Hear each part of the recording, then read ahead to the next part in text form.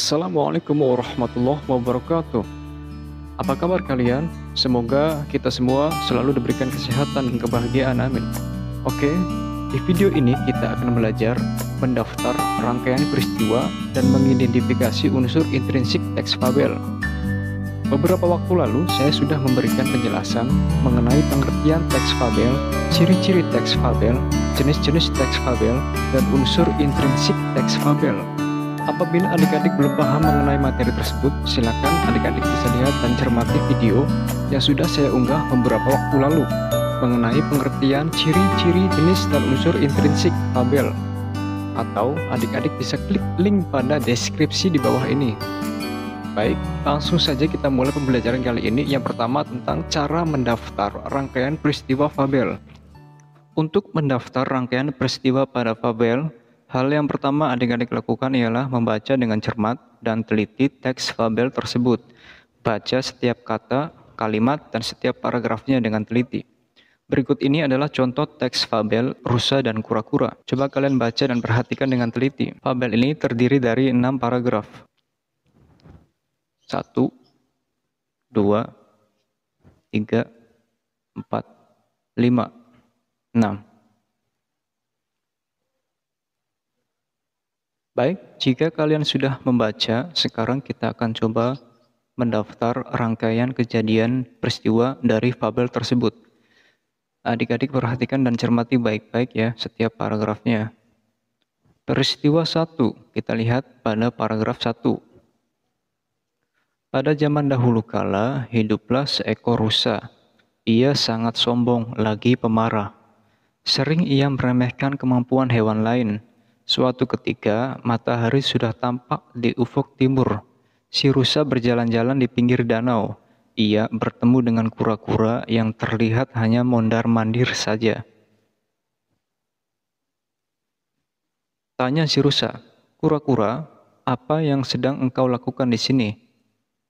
"Aku sedang mencari sumber kehidupan," jawab si kura-kura.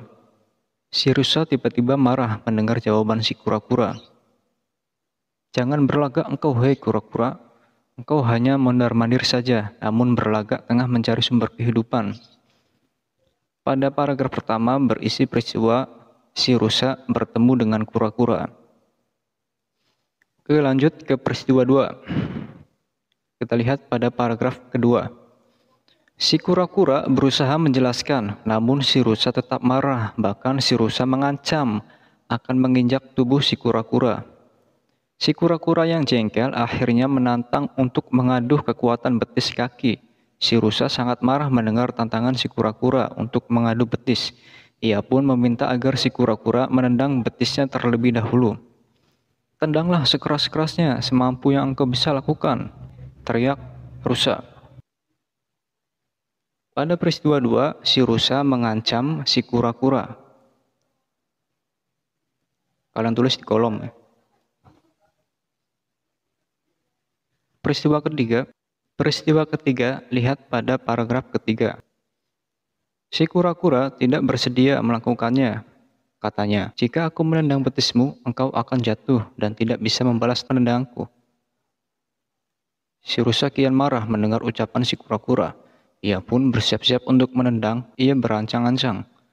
Ketika dirasanya tepat, ia pun menendang dengan kaki depannya sekuat-kuatnya.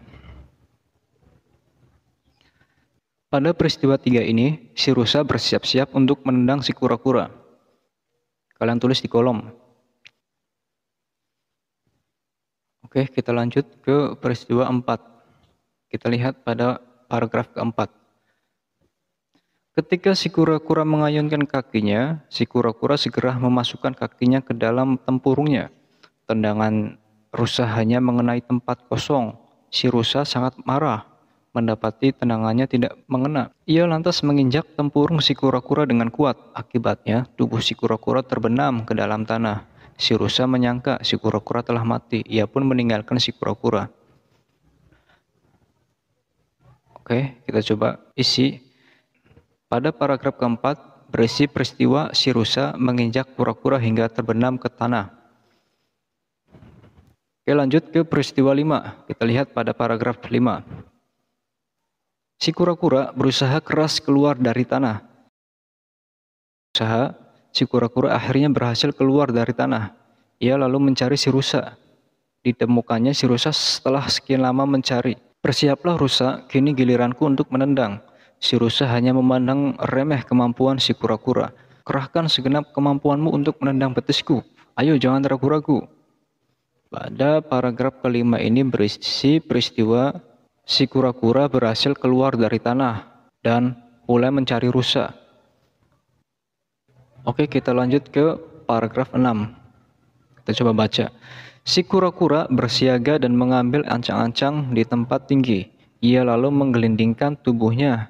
Ketika hampir tiba di dekat tubuh si rusa, ia pun menaikkan tubuhnya hingga tubuhnya melayang. Si kura-kura mengincar hidung si rusa. Begitu kerasnya tempurung si kura-kura mengena hingga hidung rusa putus. Seketika itu si rusa yang sombong itu pun mati. Pada paragraf 6 ini berisi peristiwa kura-kura menyerang si rusa hingga hidungnya putus. Oke, kita lanjut yang kedua, yaitu kita akan coba mengidentifikasi unsur intrinsik fabel yang berjudul Rusa dan Kura-kura. Beberapa waktu lalu saya sudah memberikan video tentang penjelasan mengenai unsur intrinsik. Adapun unsur intrinsik meliputi tema, tokoh, dan pendokohan, alur, setting atau latar, sudut pandang, dan amanat. Oke, kita coba identifikasi. Tema pada teks fabel tersebut yang berjudul Rusa dan Kura-kura ialah kisah seekor rusa yang sombong. Yang kedua, tokoh dan pendokohan. Tokoh yang pertama, rusa. Penokohannya adalah ia memiliki sifat atau karakter sombong dan pemarah. Terlihat pada peristiwa ketika rusa mengancam kura-kura pada paragraf kedua. Terlihat juga pada paragraf 3, si rusa kian marah mendengar ucapan si kura-kura. Kemudian tokoh yang kedua yaitu kura-kura. Penokohannya atau karakternya, ia memiliki sifat atau karakter yang rendah hati dan sabar. Terlihat pada peristiwa si kura-kura mencoba menjelaskan, namun si rusa tetap marah pada paragraf kedua. Lihat. Kemudian alur yang digunakan adalah alur maju. Diawali dengan pertemuan rusa dengan kura-kura, kemudian terjadi konflik antara rusa dan kura-kura, dan akhirnya si kura-kura mati. Setting atau latar. Tempatnya di danau, terlihat pada kalimat si rusa berjalan-jalan di pinggir danau, paragraf 1. Kemudian waktunya pagi hari, terlihat pada kalimat matahari sudah tampak di ufuk timur, lihat pada paragraf 1. Suasananya menegangkan. Kemudian yang kelima, sudut pandang. Sudut pandang pada teks tersebut menggunakan sudut pandang pihak ketiga, yaitu menggunakan kata ganti ia. Lihat pada paragraf 1, kalimat kedua dan ketiga.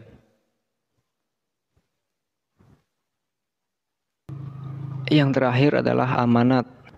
Amanat yaitu pesan moral. Jadi kira-kira pesan moral apa yang kita dapat dari peristiwa tersebut? Pesan moralnya adalah tetaplah rendah hati. Jangan menjadi sombong hanya karena kita merasa lebih besar dan lebih kuat. Oke, mungkin itu saja yang bisa saya sampaikan dalam video ini. Semoga bermanfaat. Assalamualaikum warahmatullahi wabarakatuh.